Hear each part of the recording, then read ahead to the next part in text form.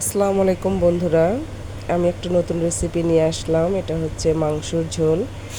এটা প্রথমত ভালো করে ধুয়ে প্রেশার কুকারে নিয়ে প্রথমত হচ্ছে গোটা রসুন দিবেন।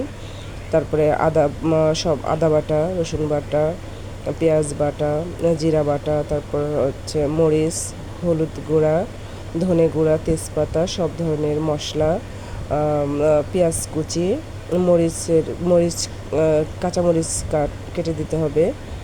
দিয়ে পরিমাণ মতো লবণ, তেল অ্যাড করে এটা মাখিয়ে নেবেন।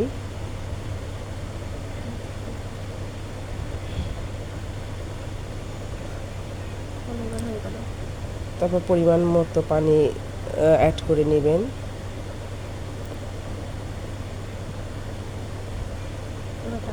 তারপর ঢাকনাটা ভালো করে লাগিয়ে দিবেন যেন বাতাসটা না বের হয়ে যায় কোনো দিক দিয়ে।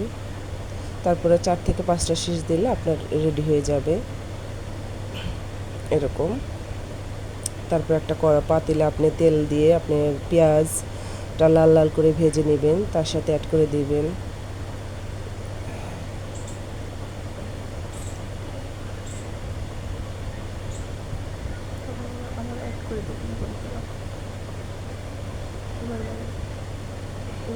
হ্যাঁ, এরকম লাল লাল হয়ে গেলে আপনি জিরা তেজপাতা মাংসটা ঢেলে দিবেন।